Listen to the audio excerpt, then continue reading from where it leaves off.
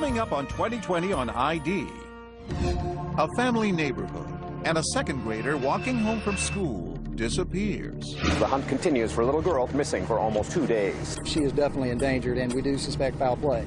As a mother pleads for her child, I love you, and I just want you to come home. the search uncovers a shocking truth. A neighborhood filled with known sex offenders. You're making my child walk in a jungle of monsters every single day. And families wondering, are there more predators lurking? Every person I see, I'm in my mind, I wonder. What happened to Summer Thompson? I want to know what this monster did. A mother torn by grief.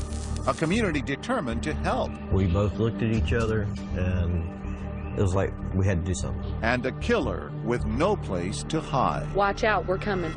We're gonna get you. Welcome to 2020 on ID. I'm John Quinones. It is said that there's no greater bond than the one between a parent and a child. So when 7-year-old Summer Thompson didn't come home from school one day, her mother Dina began a desperate search.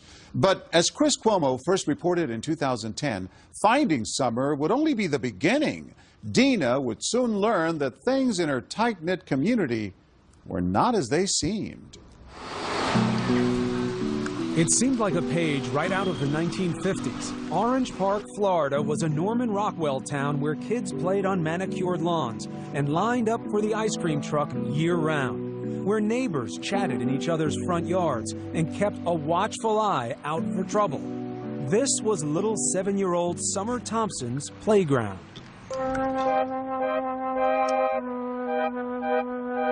They nicknamed her Grace.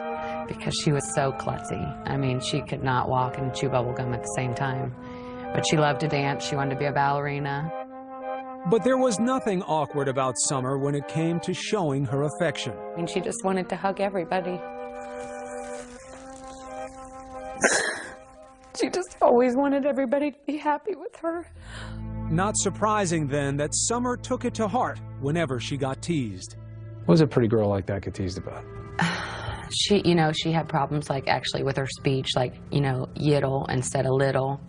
And she was in some special classes to try to help her with that kind of thing, and that they made fun of that fact. Our story starts here, October 2009, when that teasing came to a head. Summer was walking home from school with her older sister, her twin brother, and some friends. A schoolmate made fun of her, and the two exchanged words. Upset, Summer ran off past the other children, disappearing into the crowd ahead. But when her twin brother and older sister arrived home just 15 minutes later, Summer wasn't there. Dina, a medical receptionist, had a friend waiting at the house to watch the kids that afternoon. I texted my friend, and I said just wanted to check and make sure that everybody made it home okay. He texted me back that Summer didn't come home from school. That was at 4:03 that afternoon, more than an hour after school let out. I mean, panic-stricken from the moment I got that text back. I couldn't get that through my brain. Like, what do you mean she didn't come home? She's never done that before. And what calls do you make?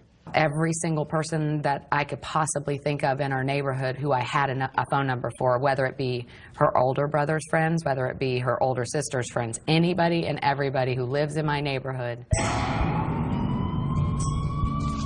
Armed with flashlights, neighbors searched through yards, parked cars, and sheds for any... Within hours, hundreds of residents from Orange Park, Florida were out in the streets searching. By evening, Dina Thompson was living every parent's worst fear, the unthinkable. Summer had vanished in plain sight. I love you, and I just want you to come home. I just want you to come home. The mystery on everyone's mind, how could this have happened without anyone seeing a thing? Nothing. It's a bright and sunshiny day. It's 15-mile-an-hour school zone. Just about everyone on her street knew Summer, the little girl who considered everyone a friend. This man lived more than a half-mile away, but says Summer and her siblings often chatted with him on their way home from school. They loved to play with his dogs. Very trusting. I hate to say it, but, she was the type of person, she didn't know no stranger. And the school crossing guard says it was hard to miss the little girl who always gave him a hug. But on that day, he says he didn't see her. She is definitely endangered, and we do suspect foul play. By nightfall, Dina Thompson was numb with fear. Summer was out there in the cold and dark. She only had her little, like, jogging suit jacket on, and that's all I can remember thinking is that she's somewhere cold and hungry and scared. I mean, all I could do was stay outside because if she was going to be cold, I was going to be cold. Through the night, neighbors kept hope alive, singing Summer's favorite song.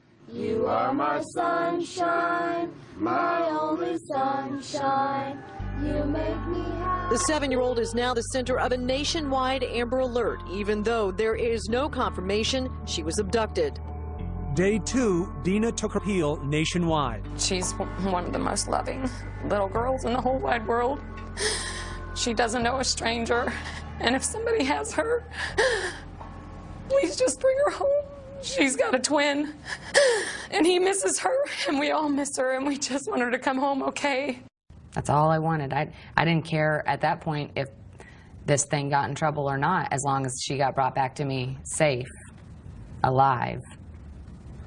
Were you believing at that point? Maybe? No, I can't explain it, but I just knew that she was gone. On a hunch, one detective thought to search the dumpsters, but they'd already been collected and were headed off in 23 different trucks to a landfill in Folkestone, Georgia. Police halted the trucks en route and began sorting through 564 tons of garbage, looking for one little girl. With deep regret and sadness that I have to inform you that a body has been found. 48 hours after Summer went missing, the world finally heard the news, which Dina Thompson had already known deep down in her gut. All I remember is losing it. I mean, literally losing it. Neighbors telling me they could hear me, the shrills across the street. The senselessness of it. Why mine? Why anyone's? And my baby was thrown in the trash. How could you do that? How could anyone do that?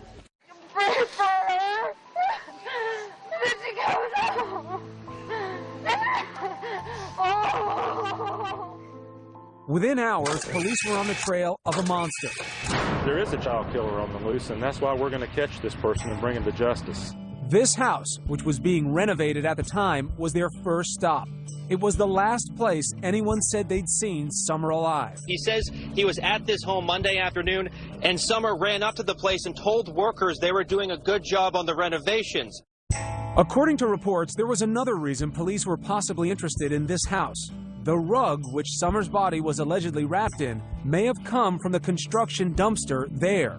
According to these Clay County public records, Vincent Design and Build was the construction And then company. what seemed like a huge red flag. One of the men working at the construction house was a registered sex offender. But the community was in for another shock. Turns out being a registered sex offender here in this seemingly pristine neighborhood is all too common. 162 registered predators and sex offenders were located within a 5-mile radius of Summer's home. When we come back, a neighborhood on edge. It's scary to think how many people are actually doing that in our community right now. Every person I see, I'm in my mind, I wonder. And no one is above suspicion. People want to speculate and think bad things about me. When we return.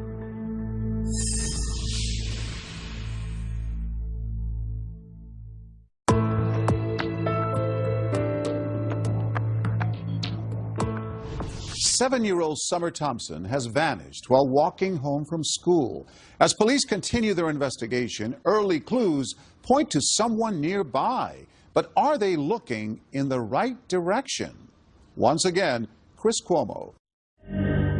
As the hunt continues for a little girl. She was wearing a red jumpsuit. She had a red bow in her ponytail. The missing 7-year-old's mother pleaded for her daughter's return. You don't do this to a little baby and put my baby in the trash. After Summer Thompson disappeared, the residents of Orange Park, Florida were stunned to learn that their children had been walking through a virtual minefield of registered sex offenders each day. 162 living in just a 5-mile radius of Summer's home. It's scary to think how many people are actually doing that in our community right now. And I'm talking not in dozens, I'm talking hundreds of cases that we've got out there. It's a very scary thing. Had you any idea? No.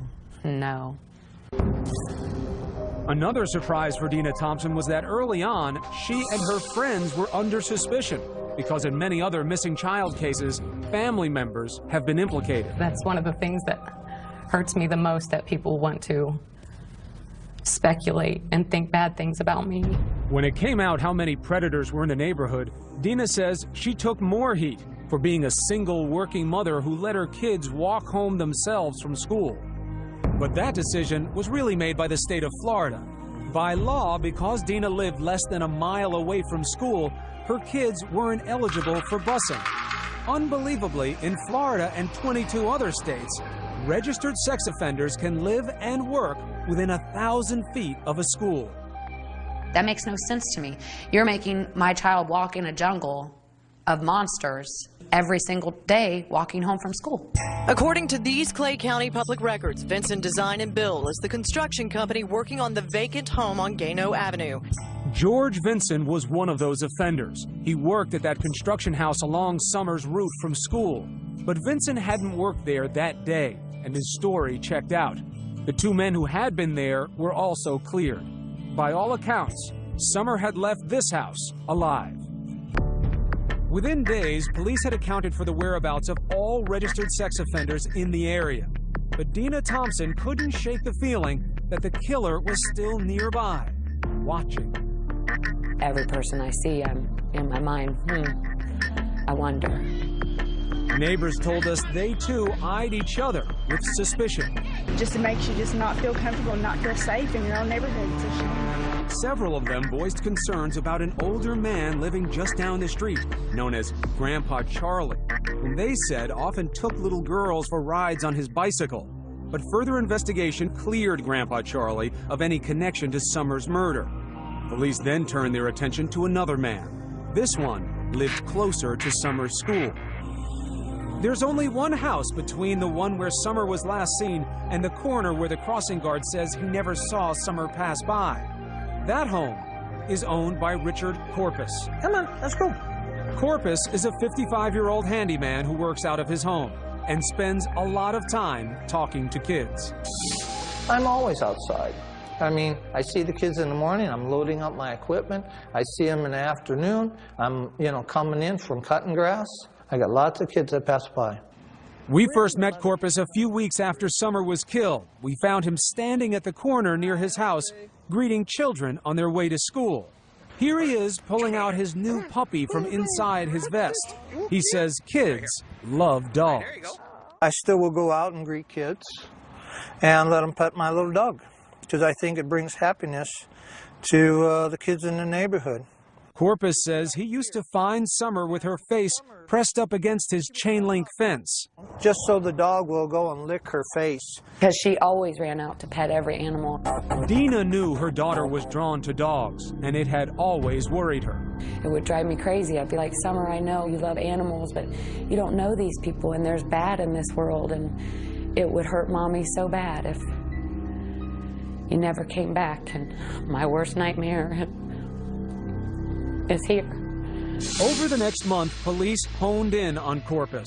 He says they seized his computers and monitored his calls. I'm not a predator, but I can tell you this, every time the police walk in my house, I start shaking. I know they're following me. I know that they're into my computer, looking, analyzing, and I'm not trying to get emotional, but I'm telling you quite honestly, there are 30 kids right now that are waiting for a Santa Claus. That's because Corpus usually plays Santa at the local Filipino club each year, but not anymore. Because I'm afraid one of these parents will turn around and try to make me out something that I'm not, but just a good, kind man. Corpus says the neighbors had it all wrong. He says he wants to protect the children. I really watch these kids. It's like when they come home from school, when they're going to school, like especially at the end of school. But, the reason I watch the kids is because I'm scared for their safety. When we get back, police keep Corpus in the crosshairs, but turn their attention in a new direction. Why did the shed at this house suddenly disappear? He would run from the shed back there and just run back and forth, back and forth. He'd be out there sometimes 5:30 in the morning just running. New suspect comes into focus. Stay with us.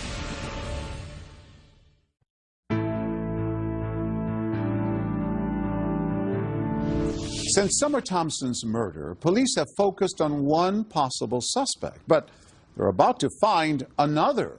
Meanwhile, Dina reflects on her last moments with Summer. Once again, Chris Cuomo.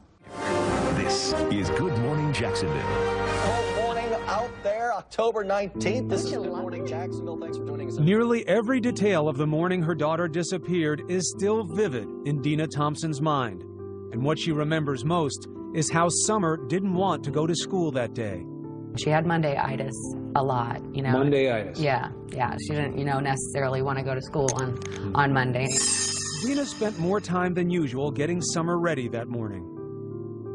And she asked me to put her hair up, and I put her hair up in a red rubber band. But there's one detail Dina can't remember, and it haunts her to this day. I like to say that I told her I loved her. I'm pretty sure I did, and that I hugged her, but for some reason, I can't remember that part of it. But every one of those little acts that you did that morning is an I love you, isn't it? But not knowing if he actually said it. Cut a couple lawns and... But for police, it was what Richard Corpus was doing that day that concerned them over the next several months. Some found Corpus's alibi suspicious. He claimed he'd mowed the Lions Club lawn that morning, but that wasn't his usual day. He claims he got back home just as the children were getting out of school and unloaded most of his equipment into his garage, even though he was supposedly heading back out to mow another lawn. Corpus says he never saw Summer that day, but he does remember seeing Summer's twin brother and sister pass by. He says he was too busy to chat. And the little boy, I do believe was the twin, asked me, oh, can I have a ride on your trailer? No. Stay with the group, okay? I have to go. Corpus explains being in such a hurry by saying he went into his house to do paperwork for about an hour, then headed to the country to mow his friend's grass. Police would later search his truck for blood and fingerprints. But police were putting so much manpower into Corpus, they were missing something right under their noses. Investigators had spent most of their time on this house, Corpus's house, because the crossing guard at this intersection said he didn't see Summer. But what if he missed her? If Summer had moved just a little bit farther down this street, Gano Ave, just 2 houses down, there is a home that holds many secrets. Turns out police already had a sex crime investigation pending on a 24-year-old man named Jared Harrell, who lived in this house. But police didn't know that because he'd given them a fake address. It took this couple to put the pieces together. Hair stood up on the back of our necks. We both looked at each other, and it was like we had to do something. Rod Buchanan is a local landscaper. His wife, Lisa, is a nurse. 2 days after Summer's body was found, they were driving down Gano Ave. This is the house here. The vehicle was pulled right there in the driveway. When they spotted Jared Harrell's car at this place, just 3 houses down from the last place Summer was seen alive. Just a gut instinct, just get that sick, icky feeling. We got goosebumps. 2 months earlier, the Buchanans say their children had discovered Harrell's chilling secret. It started when they say they found he'd been stealing things from them while living at their apartment and asked him to move out. They say Harrell left immediately, but he left behind his computer. That would be a mistake. They decided to search the computer at that point, and that's when they found, it was right there on the desktop. It was no effort made whatsoever to hide the material. They told their parents they found child pornography on Harrell's computer, a lot of it. Our daughter and her fiancé both are just extremely distraught over what they saw on his computer. Hardcore stuff. Yes, sir. Stuff that our children shouldn't have seen. Should have never had to see. As soon as they made the alleged discovery, Rod took his wife and daughter to the police to turn over the computer. Flash forward 2 months to October. And then you hear of really profound tragedy. Summer disappears. Yeah.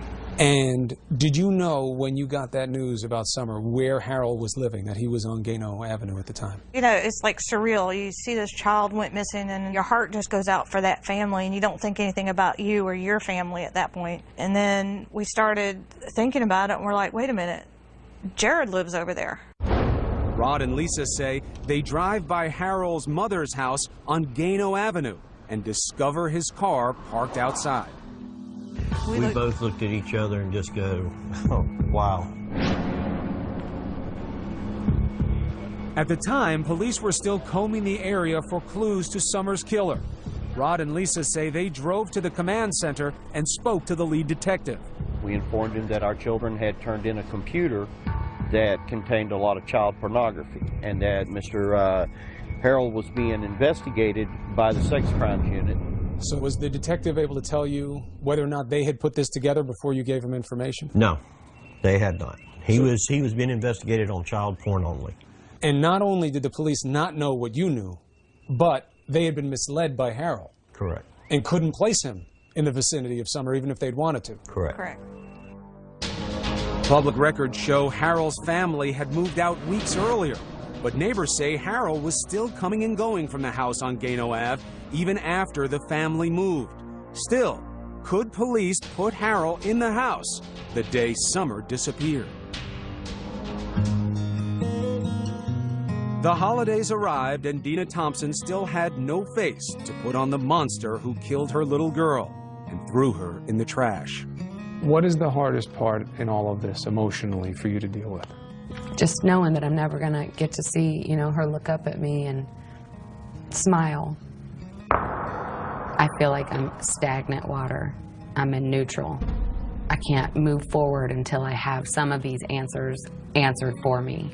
I have to know for my own peace of mind what happened to her. You don't think knowing some things like that could destroy you? No, I think that what I have built up in my mind can't be any worse than what they're going to tell me. Just a few blocks away, detectives were still keeping surveillance on Richard Corpus and waiting for his DNA results from the lab. But in early January, police got some news. Richard Corpus's DNA was not a match. That moved Jared Harold to the top of the list, and investigators set out to get his DNA for testing. But in many ways, Harold seemed an unlikely suspect. It appeared he came from a civic-minded family, well regarded in the community. His stepfather, General Daly, had been highlighted on a local station for his volunteer work during emergencies. General Daly is part of the Duval County Amateur Radio Emergency Services. And Harold's mother, Annis Daly, was a marketing manager for a local chamber of commerce. Her business profile boasts a loving family. But nobody knew the unimaginable truth about Harold's family life and why 21 years ago, a Mississippi judge had ruled his mother unfit and her children had been taken away. The incident made national tabloid headlines in 1989 because Harold's mother, then known as Annis Mizell, had fallen in love with her boss, Joe Newman, a self-styled inventor who claimed God had told him to marry Annis's 8-year-old daughter. He said, "You will accept the love of this young child, or I'll take your son to be with me." Newman talks about this in a 4-hour video he's produced about his life, a video that features his son and his wife of 15 years, whom he was still married to when he performed his own marriages to Harold's 8-year-old sister and Harold's mother, Annis, as well. I'm one hell of a man, and that's what girls have told me who've been with me. Newman claimed God would tell him when to consummate his marriage with Harold's sister. Jared was only 3 years old. A judge put Harold and his sister in the hands of social service workers. 6 years later, Annis would get them back, but relatives say things were never stable very long. Records show Annis had at least 56 different addresses in almost as many cities while Harold was growing up. She'd been married 4 times, filed for bankruptcy 3 times, was evicted from at least 1 home, and was found guilty of grand theft after allegedly stealing thousands of dollars from her employer. Well, we didn't discuss what was going on with him and his mom and dad. All this came as a shock to Lisa and Rod Buchanan, who had known Harold's current stepfather from their church for several years and never guessed Jared was so troubled. You would look at this guy and you'd say, big, gentle giant. Wouldn't hurt a flea. So how would this gentle giant, who was unknown to Summer Thompson's family, lure her into this house?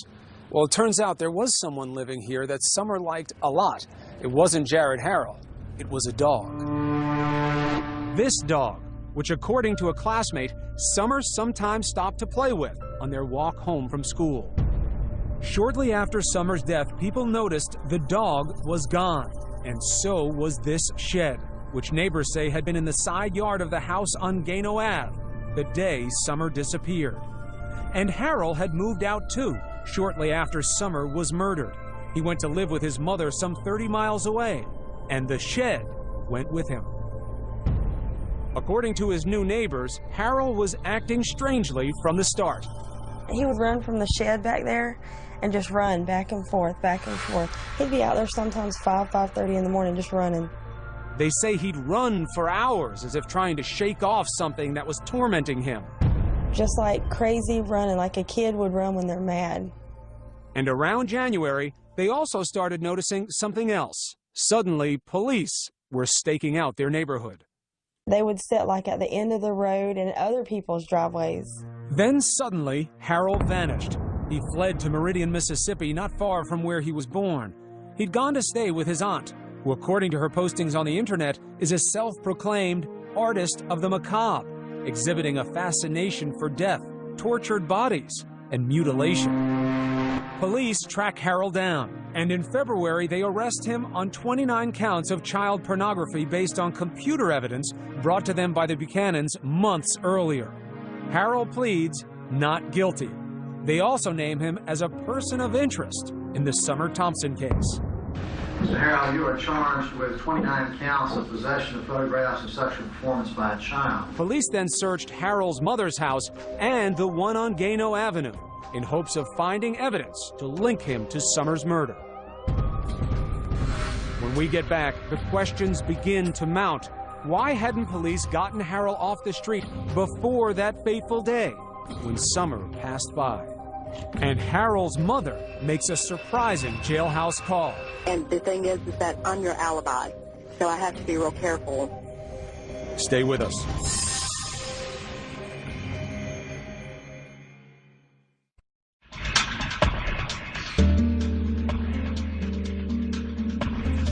Jared Harrell is in jail on child pornography charges, and police have named him a person of interest in Summer Thompson's murder. But why had it taken so long to arrest him? And would authorities find enough to prove their case? Once again, Chris Cuomo. Police worked late into the night as they searched both houses where Jared Harrell lived, looking for evidence to link him to the murder of Summer Thompson. I never really noticed him. I never really suspected this guy. 2 houses away, Richard Corpus, the man who police had suspected for months, was breathing a sigh of relief. If I didn't have a family, I'd probably be dead. I probably would have killed myself around Christmas. Because that's how deep it got to me. Because I couldn't clear my name. In the meantime, Jared Harrell was sitting in a Mississippi jail on $1 million bond. A few days after his arrest for child pornography, Harrell's mother gives him a call. Keep your chin up, keep your mouth shut, and get an attorney. Trying to just don't believe anything. Honey, I don't believe anything. Trust me. And the thing is that I'm your alibi, so I have to be real careful. Police records say Harrell and his mother both claim they were together during the critical hours that Summer disappeared. So who was this 24-year-old who still lived with his mother and depended on her financially? Relatives say Harrell had always been overweight and slow in school. He'd often been picked on, even by his 2 younger stepbrothers. His MySpace profile, taken down just before the arrest, paints a picture in contrasts. There was the 250-pound kid who could laugh at fat jokes on YouTube videos.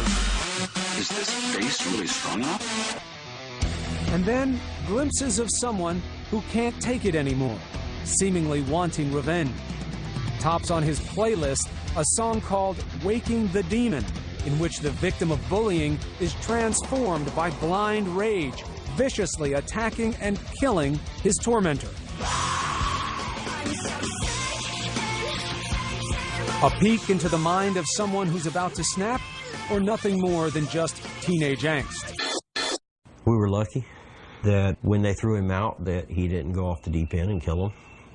To be honest with you, that's what I thought. Rod Buchanan's daughter, Katie, was Harold's former roommate. He says when Katie turned in Harold's computer 2 months before Summer went missing, she told police she feared Harold might have done more than just look at those pictures. He might have known some of the children. After all, Harold had plenty of access to kids. He babysat the children of family members, and they lived in a neighborhood filled with young children. But it would take 6 weeks before police would get a search warrant to look at Harold's computer. And several more months would pass before they searched Harold's home, even though they'd been tipped off by the Buchanans that Harold lived nearby. Turned out Katie's fears were real. Right, remain silent. Anything you say can will be used against you. Police say they found Harold's camera containing a video with horrifying images of Harold molesting a 3-year-old child. The victim was a relative. Harold was charged with 26 more counts, including molestation. Again, he pleaded not guilty. The mother of the child he'd molested recognized where the alleged crime took place, in Harold's bedroom on Gano Ave. And the question on everybody's mind was, what took police so long to get Harold off the street? What if they had acted sooner, when the computer had first been brought to their attention back in August? Would Summer still be alive? Of course he could have been off the streets. He could have been. Tammy Lears is a computer forensics expert who's worked on several high-profile cases involving child porn. She says the concern that Harold might have known at least one of his victims should have been an immediate red flag. That is probable cause in all of the cases I've seen. That was enough to look. That was enough to go in and get a search warrant so that they could do a forensic preview. Lears says what makes this case different is that police had a tip that Harold might have been molesting someone he knew. They should have acted immediately to see whether there was a child in danger. Because as it turns out, that was true. 2020 repeatedly asked the sheriff's office for an interview about their investigation. They declined. But police issued a statement saying they followed protocol. They say Harold claimed he was being set up, and after an ambiguous response on a polygraph from one of the roommates, police say they first had to rule out Katie and her fiancé as suspects. Our children were basically treated as primary suspects, and their internet records were searched, their financial records were searched. They actually had to go through lie detector tests. Our baby cried because they searched her underwear drawer. For 2 months, they investigated them. You don't wonder, under the category of what if, that time had been spent looking at Harold instead of your daughter and her fiance? I think they were looking at him at the same time. He just wasn't cooperating. But the Buchanans actually defend police. Who's to say that even if they went out and arrested him when we turned it in, with being his first offense, that he would have been out the next day or two anyways? And you know, there's a lot of what ifs. What if our kids had not looked at that computer? What if our kids had turned the other way when they found what they found on that computer? A lot of questions wound up coming up about the investigation and why it took so long. What's your take on that? I would say to all the people that have questioned that, to look at it from just a very simple point of view. If I came up to your house or your office, picked up your computer and walked it into a police department and told them that it contained something illegal and that it belonged to you, would you expect the authorities to rush out and arrest you and ruin your name, your life, your reputation, all on my say-so? So you're forgiving of the timeline. You say these things take time. Yes, absolutely. Buchanan says it wasn't what police did that bothered him, it's how the public reacted. Harassing his family after news broke, even making death threats. I really expected the public to be behind them 100%. I expected the public to be out there saying, wow, way to go, guys. They've been accused of turning on a family friend for a reward. Ironically, they can't even get the reward because they turned Harrell in to police instead of to the Crime Stoppers hotline. Buchanan says they could have used that money to pay for his children's therapy because of all of this. She still has nightmares. And the stuff that she saw was so horrific that she can't get it out of her head? It's just burning images. Even the detective told us it's stuff that no one should ever have to see in their lifetime. When we get back, police finally say how Summer was killed, and the family is overcome. Stay with us.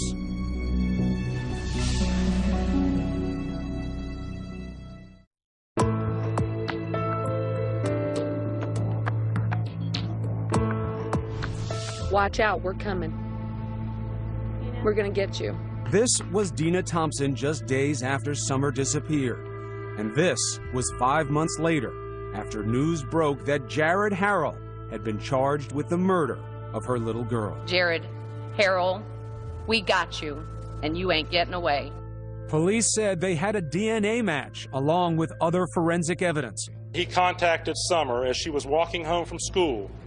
We have evidence that will show that Harrell assaulted Summer and killed her and dumped her body in a dumpster, which ultimately ended up in a landfill in Folkestone, Georgia.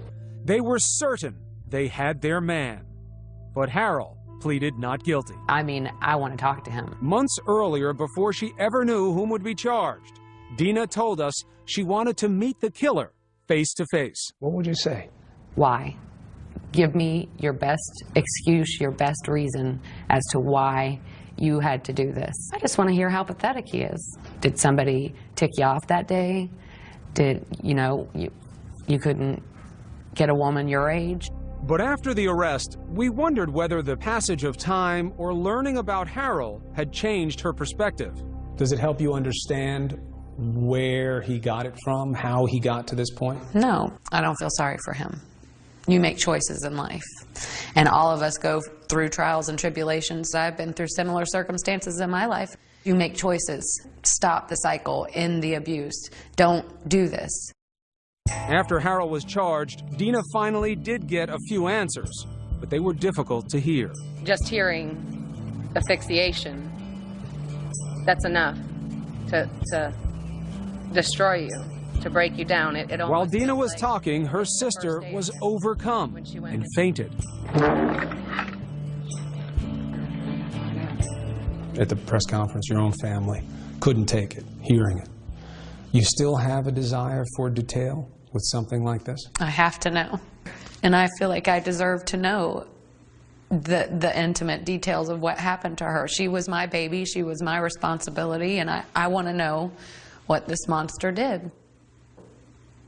I was there when she came in, and I want to know if she had to suffer when she went out. And after all the shocking information this manhunt has unearthed about her neighborhood, Dina told supporters, I'm glad he's behind there, but there's many more lurking in the depths, and that's what we've got to try to figure out, how to get to them. Nobody's safe. What hurts the most is that as a parent, I feel like I failed. Do you blame yourself? Absolutely. Why? Because I'm her mother and I was supposed to protect her. I was supposed to keep her safe. And I failed at that. You failed. You failed by sending her off that morning, doing her hair and telling you that you loved her and sending her with her brother and sister like you did every other day? I know that it doesn't make sense. It doesn't have to make sense though, right? Not to a mom. But at some point you have to let that go, right? I guess eventually, but I don't know when that'll be. Dina says right now she wants Harrell to get the death penalty, but she finds little comfort in seeing justice served. You set yourself up to think that it's going to make it all better. You're going to be normal again. And I won't ever be normal again. My normal. Dina says she has a new normal, advocating for children. Yes. She wants laws changed, allowing Amber Alerts to be issued sooner, getting predators away from schools, and allowing all children to ride the school bus. God's given me a big mouth, and I plan on using it To start, Dina kicked off the newly formed Summer Thompson Foundation at a benefit concert. I am officially reclaiming our children's innocence and their safety. These animals will not get us, we'll get them. Justice for Summer means justice for children. She says it was a moment of healing for the whole family, especially hearing this from Summer's older sister, Abby. Just know that Summer's never going to be gone. She's always going to be in your heart. And it was a moment of triumph, too, when Abby and her brother sang their tribute to Summer. You'll never know, dear, how much I love you. Seeing your family be strong, seeing them be happy and having joy in life, that's the power. That's the power. And for Summer's twin, a mother's special wisdom to help him carry on. He's asked me, do you think that she has her invisible eyes where she can see through the roof and see through the top bunk and see me? And I said, she's got her invisible eyes. And I tell him that he'll see her in his dreams, and that someday, none of us know when, we'll all be back together. And I said, it will be like you were never apart. You have a message for parents. What is it? What do you want to tell parents like me? Your child could be taken in the blink of an eye, and you'll never see them again. And that is the worst feeling I can even imagine. If they want to do something with you and you think they're going to make a bigger mess, so what? Play games with them, read stories to them, tell them you love them, tell them often. Love your kids. They're a gift from above, and you don't know how long you have with them. Love them with every ounce of your being. Please don't take my sunshine away.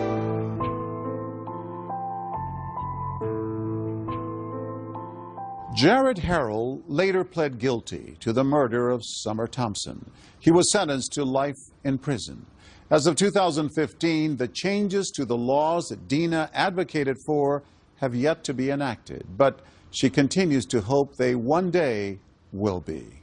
I'm John Quinones. Please join us next time for another edition of 2020 on ID.